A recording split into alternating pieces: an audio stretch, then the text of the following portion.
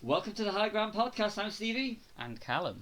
So today we're going to ask the question, why Boba Fett? Of all the characters in the Star Wars universe, no character's got the same mystery as Boba Fett. Especially, especially since, prior to The Mandalorian. Yeah. Season 2. So, why do you think Boba Fett? And what was your first memories of him? I think he's rubbish, to be honest. No, I'm joking. Obviously. My first memories of Empire was the one I watched first anyway, so I think I always remember, I can't specifically remember the first time I saw him, but I can definitely always remember thinking that guy's pretty cool. I want to see more of that guy. For me, it was the toys. Yeah. I used to see them as well, and I used to think, oh, is that his name? I used to think his name was just Bounty Hunter for a while. You think about it, I mean, he made his debut in the States in the Star Wars Holiday Special in '78 in the animated sequence. Yeah. Is it the story of the faithful Wookiee? Yeah, it's ironically the best part of the whole thing. And the only part of the Holiday Special you can actually officially find on Disney Plus. Yeah. So, and that's obviously because of Boba Fett's legacy now, especially what with the book of Boba Fett coming soon. Yeah.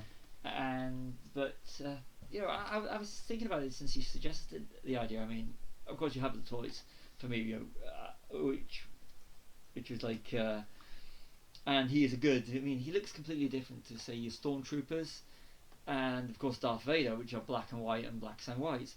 So when you got a character like that, who's blues and greens. Yeah. And he looks cool. Yeah, I think it's. I mean, I don't know if there was any conscious effort, but he's been compared to Man with No Name kind of character, hasn't he? From Good, the Bad, and the Ugly. Yeah. And the bounty hunter sort of archetype comes from the Western, doesn't it? And Star Wars is a big space Western, isn't it? So. You look at the limited screen time they have. I mean, you look at all the bounty hunters running on the Avenger. Yeah. They just stand there. Obviously, some of them are just rooted to the ground like the IG-88, but they don't say any. With the exception of Boba Fett, who has minimal lines, probably less lines than Arnold Schwarzenegger has in Terminator. Yeah. And he's on the screen and he kind of steals some of it from Vader. Oh yeah, I mean, I think Bosker's the only one that talks as well, isn't he? He growls. He kind of growls. Yeah. At poor Admiral Piet. Yeah. But yeah, no, I think as the way Vader wags his finger at him, no disintegration is you've done this before. Yeah. So that he has a reputation already, doesn't he? Yeah. As you wish. Yeah. And I mean, obviously to people now, the younger generations who live with Star Wars as we know it now, or everything post 1997 with the special editions where you see Boba Fett in the background of the Jabba sequence. Oh, I hate that sequence. Yeah, that was fan set. I mean, putting it in was obviously they wanted to introduce Jabba, so it made sense with Return of the Jedi. Yeah. But the whole Boba Fett was a nod to the fans. Yeah, I mean, I skip that scene every single time now because I just think, even though we all know who, again, Jabba's quite iconic, isn't he? Everyone knows, he's the butt of all fat jokes, isn't he? Yeah. But it sort of diffuses the tension of finally meeting him in Return of the Jedi, whereas if you watch the special editions, you kind of I've seen him now. Yeah. What's the point? Because, you would have probably experienced, when you hear Jabba's name but you don't know who he is, you're thinking, oh, what does he look like? I wonder who he is. And then when you finally see him, it's against everything you probably thought, isn't it? Yeah, it was a big, giant space slug. Yeah. And it builds up the mystery. Yeah, yeah. Which is kind of strange if you look at it now in relation to Boba Fett. We learned so much. We go from 1978 to 2002. Yeah. Knowing hardly anything. I mean, he gets off the start of in the end of not even at the end. At the end of the first act of Return of the Jedi. Yeah. And this guy that they built up so big, he just gets thrown into the Sarlacc. Like a chump, yeah. And we have to wait from 83 to 2020 to find out what happened to him. Yeah. I mean, to find out he's alive. Yeah. We all knew he was. We knew he was alive. I mean, there's so many fan theories, and of course you've got the now non-canon books, which, I mean, I don't read any of those. I stick to the movies. I remember those books, though, because he ends up training Han and Leia's son, not to be a Sith. So he kind of turns into this good guy, but it was way better in The Mandalorian. Just I don't know, like when you first see spoilers that image of him turning around in the first episode on the second season, like at first I did think, oh wow, is that a clone? Yeah. Because obviously it's Tamara Morrison. But then, like, I think when we both sort of sat down, we were like, no, that was him. Yeah. Like, it's on Tatooine, it's got to be him. I was literally, that whole episode, I was absolutely... I don't get... I'm not one of these people who gets to talk into the TV screen when I'm watching an episode. Yeah. So, but when I'm watching it, I'm literally... again, we are into major spoiler territory. Cobb Vanth wearing that armour. Yeah. I was like, every time I saw it, take that armour off. That's not your armour. Take that armour. Before you just looks like Boba Fett, but instantly you know it was Boba Fett's armour, and like, you're wearing Boba Fett's armour. I don't like you. Give like you're wearing. And I was raging. It was very irritating for me that him wearing that. Then the ending of it, I was like, there he is. I was like, yes. We don't see his face. You just see his silhouette, and I'm like, that's him. And then you have to wait a few episodes before. I mean, for me, one of the greatest things was the episode where Mando's with the child, and he's on the planet, and the child's doing his Jedi thing. Yeah. And then all you can hear the sound of Slave One before you see it, and as soon as I heard that sound, I was like, and then he comes into view, I was literally, I was like, come on. And the when he goes to the ship, doesn't he? Yeah. To get his armor basically, and some part of you's thinking, I hope he comes back. And then like there's that scene where Mando's he's like surrounded basically, isn't he? And he's about to be like killed, and then you just hear the jetpack, and it's just like I've not seen a reveal like that for years. It was so good. It's just pure brilliance, and Dave Filoni, Jon Favreau, Robert Rodriguez, and I can't believe I forgot his name. The director of Ant-Man and Wasp. Peyton Reed. Peyton Reed. Yeah. Peyton Reed. He, if I remember right, he did the last episode as well. Yeah, he did. Yeah. I mean, Peyton Reed and all their handling of Boba Fett as a secondary character. Yeah. Is superb, because you don't want Boba Fett. If Boba Fett had been the had equal screen time to Mando, it would become the Boba Fett show. Yeah, and that was something we discussed, wasn't it? That we were worried about, but they handled it like perfectly. Like it was how I thought they handled the cameos in the sequel trilogy. Yeah, it didn't sort of overshadow a lot. It was just they were there to move it on to the next person. And we are going to get a Boba Fett show anyway, so he can do his own stuff in that show. But I still really want to watch The Mandalorian as well. It's not like I'm going to go, like the situation they had with Picard and Discovery, where everyone was kind of like, sorry, but Picard. Well, Picard all the way. I'm sorry, but I mean, no, I've not watched Discovery, so I'm not going to disrespect it. But when you've got a legacy, but The Mandalorian, Dave Filoni and Jon Favreau managed to create in their own right something that feels to me. I mean, I'm not going to disrespect the sequel trilogy because I love the sequel trilogy, but especially I mean Rise of Sky. I mean, I'm not. Let's say they're great movies, but Dave Filoni and Jon Favreau was able to create with Mandalorian something that's equal to the movies. Yeah. Brings that feel back of the original trilogy. I always felt like the costumes are perfect, and just and they've got the budget to do it now as well because it's Disney. And just Dave Filoni is a student of George Lucas, so he's the new creative director. Yeah, he should have been anyway. I mean, even if you go back as far as the Clone Wars, you can that was where Star Wars started to get good again. Yeah. Where you could finally say, wow, even this is Star Wars. Like, I feel like I'm watching Star Wars again. Because I mean, a lot. I always say that if you look at all the stuff now, all the detractors of the prequels. Yeah. The prequels are the ones that are being mined.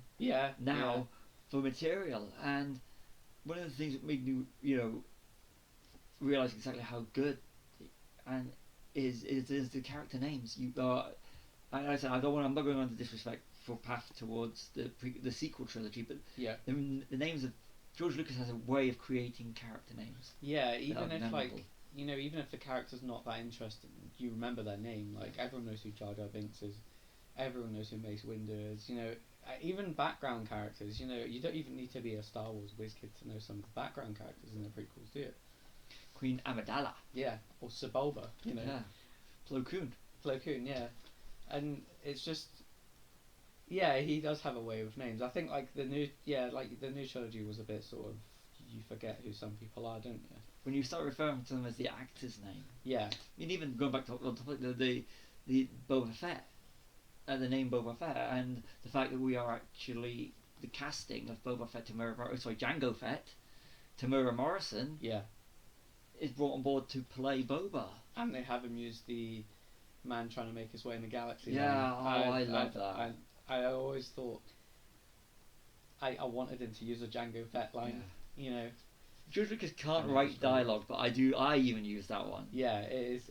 I mean, there's quite a lot he says, isn't there? That you can imagine he's taught his son, before he dies in episode 2. The next thing I just want to see is find out that Mace Windu is still alive and there's one more battle to be had. That would be cool. What do you think about? I know this is divisive. Actually finding out about that Boba Fett is actually a clone. Didn't bother me too much. I mean, because you don't see his face anyway, do you? So you could just say. In episode 2, you actually find that he was Yeah. he looked pretty much all the stormtroopers. Unaltered. Yeah, all stormtroopers, so the clone troopers looked like Boba Fett did without his mask. And he ages normally as well, doesn't Yeah. he? So yeah, no, it didn't bother me too much actually. I mean, growing up, I suppose you have to remember as well, like the internet wasn't around as much when the original trilogy was around. Well, at all at some point, but. There was always like things you'd hear about the canon that you'd be like, oh, is that true? And one of the things was that the stormtroopers were all clones because you never see any of them. So I always thought that was an interesting. I mean, obviously, now they're conscripted and that, but at the time, I remember as a kid, I was thinking, oh, that's a really cool idea. I like that, and it would explain a lot of the Clone Wars. And I thought that's what. I mean, they were going for that, weren't they? They become the stormtroopers, and then they're probably retired, and the Empire just recruits people, but. It's just logical, I think. Yeah, and it didn't really bother me, him being a clone, to be honest.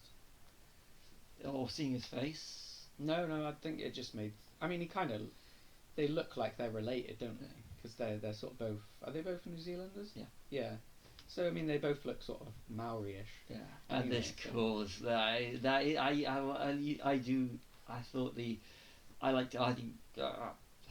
I love everyone that's played that's played the role. Yeah. They picked some genuinely great people to do it from Jeremy Bulloch to Daniel Logan to Mira Morrison. Yeah. I mean, the three main ones are just. I mean, it's always going to be Jeremy in a way, isn't it? Yeah, Jeremy Bulloch for the. It's a Darth Vader thing, isn't it? Where it's his body, but not his. I don't think it was his voice. Originally, no. Someone else. Yeah. But I also like the way that. After Jeremy, they aired the final episode of Mandalorian. Yeah. It wasn't deliberate, was it? I think it had just happened. Didn't it? Literally, that was just. It was all just coincidence. Yeah. And I did like the way that after Jeremy Bulloch passed away, they did the little trip. They did put it in memory at the end of the season of Mandalorian. Afterwards. Yeah. Oh right. That was added on. It wasn't on originally. Yeah. It was added on afterwards and it shows you how much, it may Jeremy Bulloch played a guy in a suit, which was an extra, just a glorified extra. Yeah. And yet, he's touched so many people, and he's got such a major fan base that they did put in memory of at the end of one of Disney Plus's major shows. I mean, and the fact that it goes to show you. It's testament to the character and his performance as the character, because everyone that plays Boba Fett, that's the one you go back to. It's the Empire Strikes Back, one of the greatest sequels, what's defined as one of the greatest movies ever made. I mean, and So you have a bit part in that, Yeah. and be one of the characters that everybody thinks is cool. Yeah, I think like the mystique is the coolness as well, isn't it? Like you Yeah. don't really know anything about him. I mean, again, like you say, like the expanded universe stuff kind of ruins it in a way because when they start doing like this is Boba Fett's first bounty or mission or what, you know, you just think I don't really want to know. I just want to imagine, you know, what he used to do or what he does still do. So I think that sort of lends itself to like why he's so cool as well because you don't know where he's come from. Like it was like before we knew how Vader became Vader, we all speculated, didn't we? Oh, we all heard about like there was a lightsaber fight a long time ago, you know. But you were always in your head thinking, oh, I wonder what that was like. Yeah. And in a way, I did like seeing that in episode 3 because that's like the culmination of the whole saga at the time, wasn't it? So I thought I watched last time I watched Revenge of the Sith in its entirety was last year, and no matter what you think of the film, if you're emotionally invested, when it gets to that scene, and you know you can watch this film one or two times, or you can watch it 100 times, you're never going to change anything about it, without tinkering with the story in the future, George Lucas or Disney, but the story is always going to be the same. And I always, when it gets to the sequence with the lightsaber duel, the Battle of the Heroes, every time we get to that, all I want is that the whole ending to change. Yeah. Because it becomes a personal battle. Yeah. And it gets to you're emotionally invested in these two characters because you've got the original trilogy as well. Everything, you've got so much baggage that goes into that one battle that you don't want to see Anakin go to the dark side. No. And I think it's just pure brilliance. And George Lucas, the director, so a bit of credit for him. Yeah, I think it's nice to see them prequel getting a bit more recognition, wasn't it? Yeah. For the record, I've always liked Attack of the Clones because I think it's just a fun film, and to me, if I was to put a film on that's fun, it would be Attack of the Clones. Which, another little shout out to a film which is very reminiscent of John Carter. Yeah. Because the source material is definitely the inspiration for it. Yeah, and then you had the John Carter movie, which was kind of aping the Geonosis scene, which was aping the original John Carter. That's the reason why I love the John Carter movie, because it reminded me of Episode 2. Then you realise it reminds me of Episode 2 because it was aping the book. Yeah. Yeah. And that's what I think is fantastic. Yeah, and I suppose, like, even though it's my least favourite, I still like it, like Attack of the Clones, but it's I suppose like the main thing going for it as well is it's the one with Boba Fett in it and Jango Fett. I mean, seeing that armour though, and Boba Fett, it will become Boba Fett's armour, and it's the colour palette and everything. Yeah. And Jango takes on the mantle of Boba Fett in the film, and when you see him for the first time with Zam Wessel, the bounty hunter, and it's got the whole Boba Fett vibe, so you already have through a little small part in Empire and Jedi, you have the investment there in a character you think looks like Boba Fett. I mean, you obviously knew his name because we had the toys before. Yeah.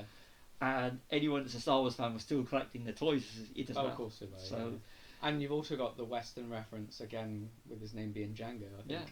Yeah. I never saw that. But I mean, because the Italian films were around in the 70s, weren't they? Yeah. So I would imagine it's got to be something. Because he's a gunslinger, isn't he? Yeah. Essentially. And everything George Lucas does do is deliberate. It's been done before, yeah. But I mean, that's the point of Star Wars, isn't it? Yeah, George Lucas, I'm going to say it now, he's a genius. Yeah. Just wish he'd done smaller films. Yeah, and stopped tinkering with his old ones. Yeah. But then again, I also blame. We're going to off subject, but if the fans had treated him with a little bit more respect, then maybe we would have had these other films rather than retirement. Why would you want to put something out you're going to get slated for? Yeah. Not being Star Wars or be too much like Star Wars. There was like a period where George Lucas bashing was popular, wasn't it? It's actually everything. Like the original Game of Thrones season 8. Yeah. Was the prequels, wasn't it? Or episode 8 is now 9. Yeah. Give him what you want, and give him something different. Then, and I don't like either. Yeah. I have to say this. I actually met Jeremy Bulloch for the first time in the early 90s. I think it was 94. Yeah. And I remember. Again, wasn't it? Pardon? Met him again as well, didn't you? I met him a few times before. Last time I met him was I think it was 2005 at conventions, but the first time I met him in 2004 in 94, was he was, when he's, because this is when you can literally fit Star Wars fans in a small room, at the time, because Star Wars was dead. Like a town hall, maybe. Yeah. Or something. Not smaller. I mean, it was not a popular thing prior to, say, 97. I mean, it started to come back really in 95, but it was never the phenomenon that it is No, it was today. the toys, wasn't it, mainly? Yeah. It wasn't the films themselves in the 90s, wasn't it? Yeah, because they did have the Micro Machines, they had the Bedlams, and then they had the Kenner Hasbro line from 95. And then Lego later, wasn't it? Yeah. But I remember queuing up, and to me, and this is where you bring your own stuff, because there's no Star Wars around at the time and everything. And you just see it in front of me and going, that's Boba Fett. And also, that's Boba Fett. And I mean, I'd have been 18, 19 at the time. And closer you get in the queues, like, that's Boba Fett. And it was the whole, that was going through my head, it was like, it's Boba Fett. It's not Jeremy Bullock. No, it's, and it's the one time where you meet an actor who plays a role, and it's like, you go back to when you were a kid and go, that's Boba Fett there. And it's like, it's scary because you're standing. I mean, I'd met David Prowse before that and Warwick Davis, but it was never the same feeling as a badass like Boba Fett, because Boba Fett just oozes cool. And it's just, I mean, it was a weird phenomenon. Yeah, I mean, I was gonna say, like, I would imagine it would have been more intimidating me and David Prowse, or like more sort of cool. But I think because he was a bit. Because everyone knows how negative he is about Star Wars, it probably puts a damper on it, doesn't it? For me, I mean, we know why now. Yeah. We didn't. I think we thought at the time he was a bit of an arse. But I understand, but it's. But for me, Darth Vader was cool. Darth Vader was traditional cool, but Boba Fett. Was on different something about him. Level of cool. Darth Vader all in black. Yeah. Badass. Boba Fett, badass but cool. Yeah. It's sort of like the Darth Vader's straight A student. Boba Fett's the one smoking behind the bike shed. Yeah. Cool. Yeah. I like that. Yeah. And then the gadgets are cool as well. Yeah. Like the jetpack, and we now know he has knee missiles. Yeah. And yeah, he's just. I mean, you get the sense that he's been there and done it, and wore the T-shirt many times, and that. Actually escaping from something that digests you over 1,000 years is probably quite easy for him. Yeah. and I tell you, and you could bring Darth Vader. They bring Darth Vader back to the screen in Rogue One. Yeah. And there's Darth Vader. It was amazing, wasn't it? Yeah. But I mean, that whole Tarkin and Her Royal Highness. I mean. One of the things we've always wanted to see is Vader waste a room full of rebels, or and you find, and like, I know this isn't about Boba Fett, this scene, but it just has to be reiterated. When you get to that hallway scene and it's dark, and you hear the breathing, and then you see the red lightsaber start, I froze up because I just thought, oh my god, it's about to happen, and then when you realise it's Tantive 4 as well, that sort of blew my mind, that scene. For me, on a par with that is the ending of The Mandalorian, the post-credits. Yeah. The bit where you as soon as you see outside, you know where we are. Big Fortuna as well. Yeah, Matthew Wood. Yeah. Who played him in Phantom Menace. General Grievous. Yeah, and I'm like, as soon as you come down and you see it's Fennec, and then she does her little bit, and then you see Boba Fett walking down, shoots him, moves the body, sits on there, and Fennec Sanchez sitting on the arm of the throne. Drink. Yeah. I'm like, I was bang, the Book of Boba Fett. I mean, it took ages to know what it is. Yeah. There was a weekend before they did the big reveal what the Book of Boba Fett was. Because I think a lot of people assumed it was season 3, didn't they? Yeah. And I was hoping it kind of wasn't. And then when you told me it wasn't, I was glad. Yeah, I was like, oh. And the thing is, when they did the big D23 or whatever it was, the big reveal, Jon Favreau and Dave Filoni managed to persuade them to omit it. Yeah. And just that whole scene is like, even though they got Boba Fett right in The Mandalorian, just the whole bit there, they just, to maintain it and to actually keep it, it's, Well, I mean, it even overshadows the whole Luke cameo, I think, a little bit, doesn't it? I mean, that was kind of cool as well, seeing Luke using his lightsaber and having the black outfit from Jedi and that. I mean, I did kind of tear up at that bit a little bit. because you know the child is being Oh. taken away. But he'll be back. Yeah. He's the mascot, isn't he? He'll be Yeah. back. But it was nice to. I mean, and there was an episode of an example of how they did it really well. Boba Fett wasn't really in that No. episode because it's still the Mandalorian Yeah. story wrapping up, you know. And I think we're sort of edging on to the whole. He's gonna have to fight. What's her name? Sabine, not Sabine. Bo-Katan. Bo-Katan, yeah. For the Darksaber. So yeah, I just I mean, but you knew. I think that end credit scene was like. I remember you saying just watch till the end of the credits, and I was like, well, what is this gonna be? I was because I literally got it. I don't because I know when I just finished work, paid job, I got in and I know that if I stick on my phone will ping anytime the Star Wars makes a post, and then I'm like, well, Star Wars made a post. They do an embargo till Monday, so I've got nothing to worry about. So I clicked on it. Are they tributing Jeremy Bullock? Then I thought, why are they tributing? Last episode of The Mandalorian. And I got a bit curious, so I just typed in Mandalorian, Boba Fett, Jeremy Bullock. I just found out literally just minutes before I was about to watch it, from Mandalorian, that Jeremy Bullock had passed away, and I watched it anyway after about 10-15 minutes because I was really upset. And it's sort of like I was amped up, my emotion. I was so emotional watching the episode, and it just it's a perfect episode for Luke Skywalker. Carry on. Although the first thing I thought of is, I hope Grogu survived when Kylo was being a dick. Oh yeah. And that's the first thing I thought. And I was actually don't go with Luke. Stay with the Mandalorian. The Mandalorian's cool. He's wearing Mando armor. Yeah. Stay with him. And but the whole ending with Tamura and Boba Fett, and the fact that Boba Fett, like you were saying, he was a secondary character. Yeah.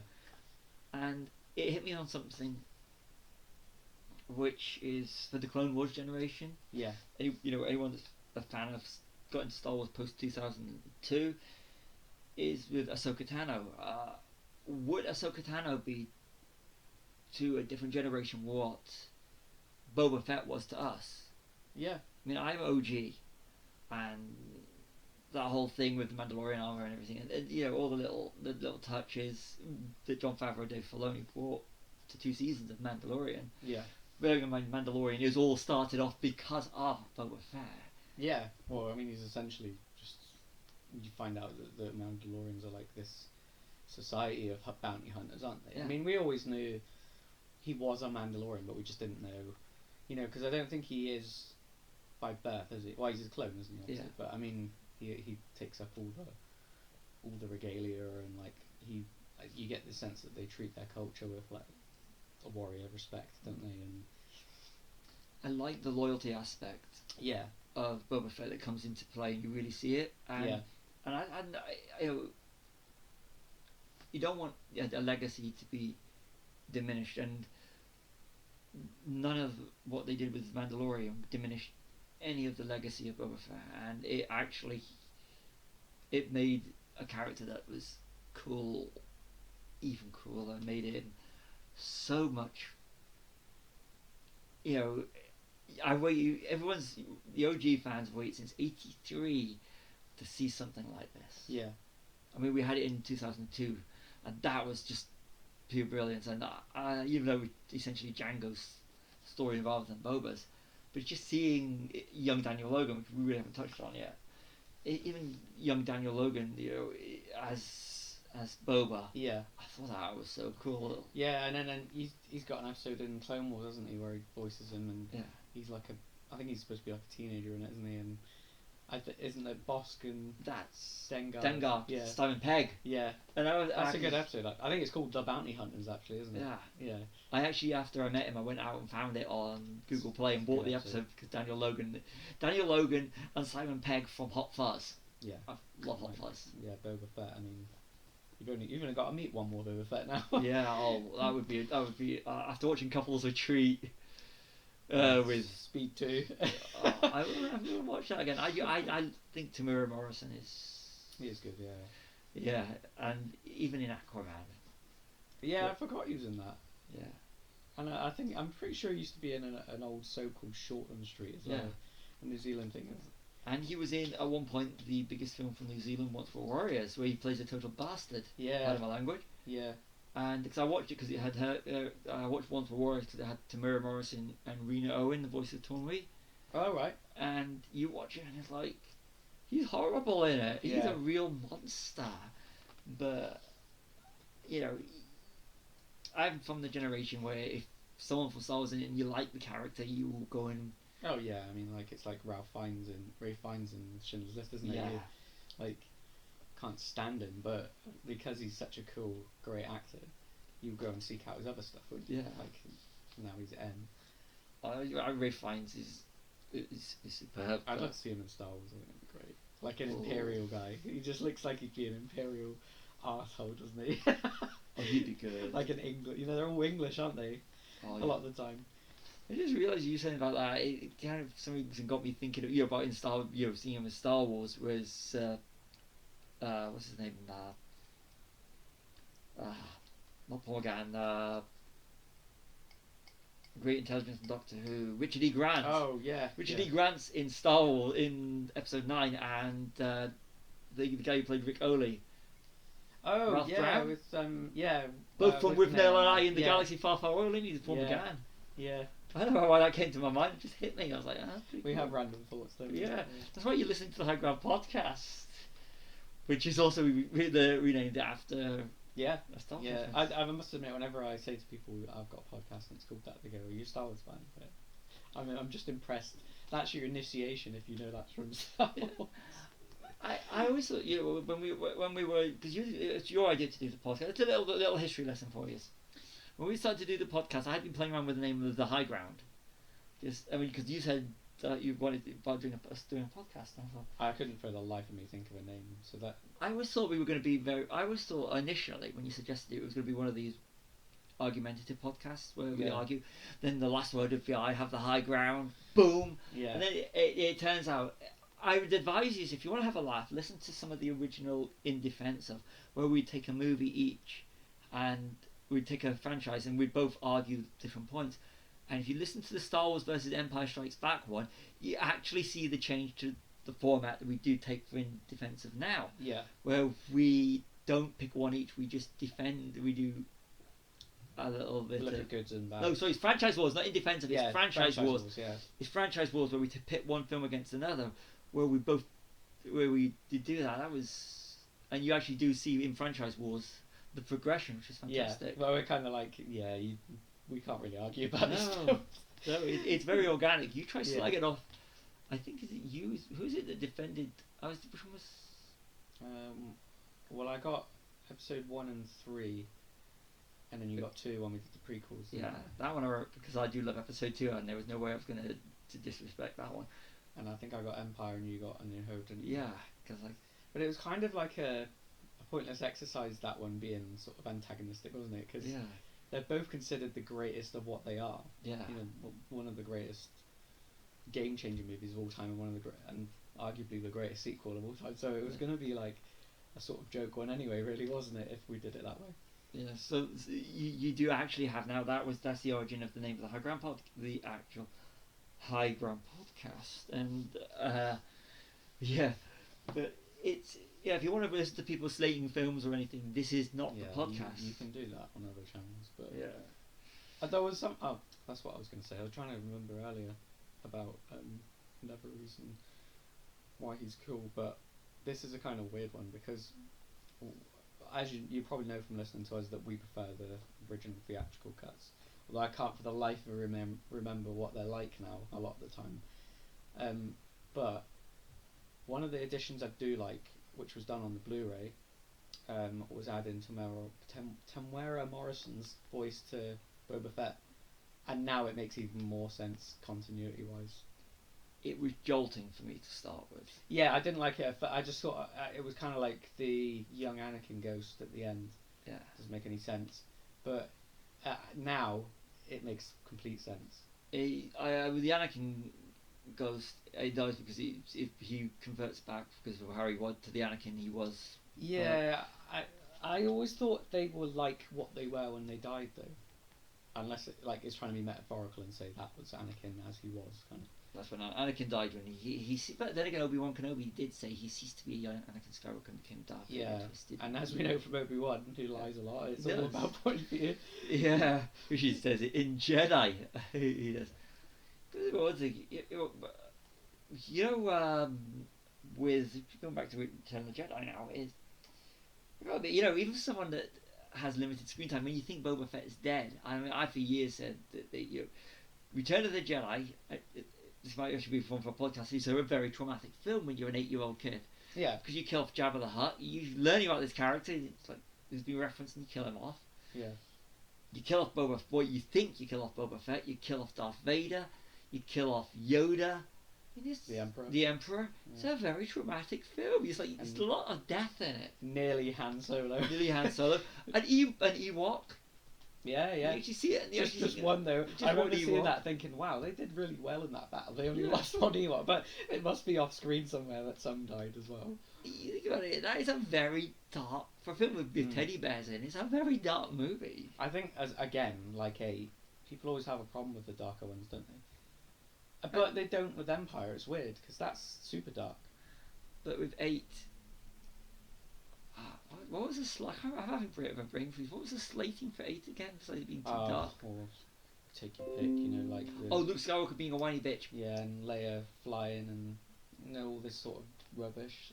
Which we'll save that one for another episode because we could go on for hours. That one I liked. I liked. I would say Rian Johnson. He stayed true to his own vision. So if anybody doesn't like the whole Mary Poppins Princess Leia, they're entitled to their opinion. No, one video I have seen, and it is quite funny actually, is someone's put the Superman theme over it, and it's still cool. It's Carrie fucking Fisher with the Superman theme. I like the fact that they didn't cut Carrie's performance. I must admit, when that happened, when she gets sucked out the window, I thought, shit, they just changed that at the last second. I think you we didn't look at each other, but I could tell you were thinking the same thing. I was on the edge of my seat, and first of all, I'm going off subject again, but I was really a bit annoyed because I'm really upset that I thought they'd cut the film. I did. Fix the plot hole by saying that's it. We're just going to kill her off now. We've got then that's it. And then when she came, I was really a bit agitated and a bit pissy over it. Then when she comes back, I was like, thank God. Yeah, they haven't changed it. No, as well, what our cardinal crime was in that scene. We forgot Admiral Akbar got killed. Yeah. But the problem with that was that film was always overshadowed by Carrie Fisher. Yeah, I mean, it wasn't even supposed to be her character movie, was it? No. It was supposed to be 9 was, but I think it ended up being hers, and Luke's, didn't it? Yeah. It was Luke's story, but it was Carrie's film. Yeah, because of what? And I think kind of Rogue One kind of turned into a little tribute at the end as well, didn't it? Unintentionally. About 1 or 2 weeks it had been released just before she became unresponsive. Yeah. And then passed away, which is... Yeah, it's a difference when you can tell the difference between you mourn Princess Leia in Episode 9 differently to what you would mourn Carrie Fisher in Episode 8. I was sad when Princess Leia died, but it was so much more emotional when they did the tribute to Carrie Fisher at the end of Episode 8. That hit me a lot more. That's the real person. Yeah. I mean, I think we kind of maybe figured she was gonna die anyway in 9. Yeah. So I don't think they changed anything there. But it was just, using the footage from 7 that they didn't use. Even that was quite emotional, just seeing her there. I also have to handle it more because I was saying and this might sound really weird, listeners, but I don't consider this will sound weird, I think. Episode 7 Episode 9 of Rise of Skywalker, because it was a composite performance. Yeah. I define that as a Princess Leia performance, not a Carrie Fisher performance. Yeah. Whereas Carrie Fisher really didn't act in Episode 9. Princess Leia did. Yeah. That was because it was all She's outtakes. Already gone. Yeah, that was a composited performance. So that was a performance made up of Carrie playing Princess Leia, but she was not Princess Leia. She was Princess Leia, but a performance was made around the material they had of her. Yeah, yeah. Whereas Carrie Fisher played Princess Leia and acted out Princess Leia's scenes in Episode 8. Yeah.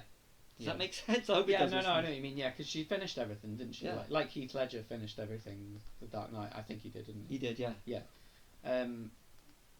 So you at least did get the full performance, and they didn't cut anything. Like, I mean, as well, The Dark Knight didn't cut anything either, did it? No.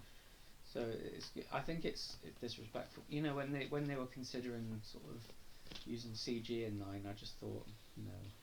There was CG for making that footage look like it's in the place it's supposed to be. That's fine. That's the background. And the flashback with Billy and Mark, Billy Lord and Mark Hamill, that was acceptable. That was nice, yeah. But the amount of BS that went around with people, everyone was there was always some studio insider says this, some studio insider says that, and the amount of times people would come up to you and go, "Here they're doing this." It's like going, "I'll wait until the film comes out." Yeah, let the film come out. But they do that with everything. We've gone off subject again from Boba Fett. We're huge Star Wars fans. We're huge cinema fans. So this is what you expect from the High Ground podcast. Well, you get a Star Wars reference every episode. So when we talk about it for the whole episode, we'll be doing another. We are continuing it because this is summer season. Yeah. We will be doing another podcast about this actual subject that's coming up soon. Yeah. So but Boba Fett's legacy. Well, I think he's always going to be. You know, even when has he been parodied a lot? Not really. No, and it's weird, isn't it? Because usually that's the sign of something being popular, isn't it? But I think he's just held in such high regard that I mean, the Adult Swim guys have done it on Robot Chicken and all that, but it's just he's just held in such high regard that it would feel quite bad to sort of. I mean, you can parody Vader, can't you? Yeah. Because the booming voice and that, he's almost an archetype in himself anyway. But yeah, Boba Fett's got that special aura around him, hasn't he? In a way, he is a little bit cooler than Vader, isn't he? Oh, I mean, Vader's the definitely. greatest villain of all time. Yeah. I will always defend that to the death. There's no greater film villain. But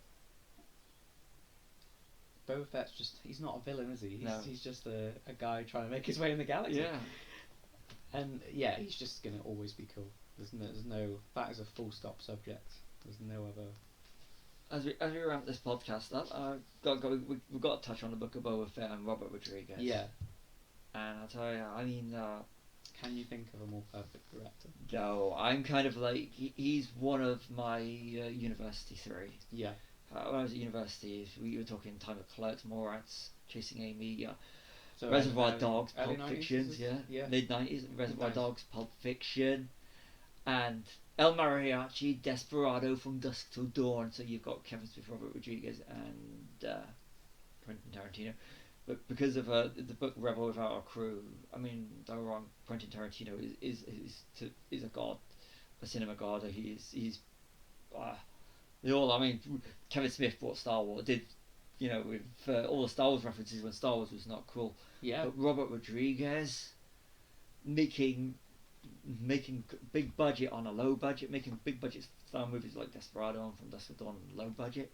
So when he was announced, to be just directing one episode, and when I saw it, come on, he was being headhunted. If you watch the Chef Show episode, you know that. And him manning the Book of Boba Fett with Dave Filoni and Jon Favreau. Come on, Jon Favreau, director of Chef. Dave Filoni, George Lucas's protege. Can't think of anything better. If you got three people handling it, the Holy Trinity, isn't it? I think another thing that sort of like Rodriguez is the modern Western guy, isn't he? Yeah. Like he's the guy you go to for. It's the Western that's always south of the border, isn't it? Yeah. He's very Mexico. I always related to Mexico a lot. Because he does feature it a lot in his films, doesn't he? Yeah. Texas, at least. I want to know who Isa Gonzalez, Salma Hayek, and Danny Trejo are going to play in Book of Boba Fett. Yeah, because they're going to be in it. Yeah, one of them's got to turn up somewhere. Yeah, or Tarantino if we're lucky. That'd be great, wouldn't it? Take my money now. Forget TV. If Tarantino, even a cameo from Tarantino, I do not want to be sitting on a TV screen watching it. I want to be a big screen. I will pay every week to go to the cinema and watch it if we get to see that on a big screen. Yeah, and I think, like, Boba Fett's got that special aura around him, hasn't he? Like, he's the guy you go to for, he's the Western that's always south of the border, isn't it? He's very Mexico. I always related to Mexico a lot. I don't. I think another thing that sort of he still does sort of. Yeah, I mean, you watch a Rodriguez film, you know it's a Rodriguez film. That's all there is to it, you know. So yeah, I'm pumped. Yeah. You know, what's the children's film we had out? Yeah, that's what I was going to say as well. He's really good with his like. He sort of sticks to his vision, doesn't he? Yeah. Like he didn't care that people hated that film. It was for his kids, wasn't it? So he made it. I forgot. The name of the last one he had out. Netflix one. He went out from Netflix. Oh, I know what you mean. Yeah.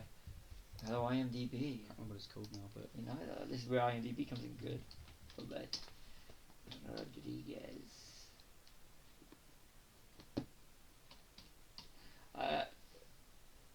Yeah. I know Spy Kids. I like Spy Kids and Bill Paxton in. I like the Spy Kids movies. I've only ever seen the first one, I think. Go with that. Go through his directorial. You know, I miss the old days where you had to use We Can Be Heroes, children's film on Netflix. It was on at the start of the year. Yeah. It was one of the top ones. Yeah, I think to sum up, I think that's gonna be a good series. Oh yes. That's the most understated thing I could say. I am going to be there for just and basking in the glory of it. This is going to be Ming-Na Wen as his seems to get sexier as she gets older, doesn't Yeah. she? I want to see her in a slave costume now because she's sitting on the throne where it happened originally. She is. I mean, I've loved her since Agents of Shield. So huge Agents.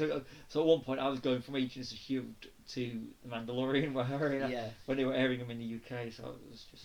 There was one thing I wanted to say before we finished that I nearly wet myself when he kills Bib Fortuna because it made me think of you when you said you saw that he was charging like £50 for an autograph. The guy that played him in real life. The Return of it was 25. Was it £25? £25. The original guy who played him in Return of the Jedi, and he's only got a small role. Yeah. If it had been Matthew Wood, I mean, this guy. This guy, General Grievous as well, isn't it? The guy who played a bit Fortuna in Jedi. He was at a Captain Comic-Con. And I just saw him there. He had like a price. You could see he'd been crossed out and put something else next to it. And I was like, this is a guy that's a secondary. And he was charging. Never speaks any English either, does he? And probably voice was dubbed, and he was charging.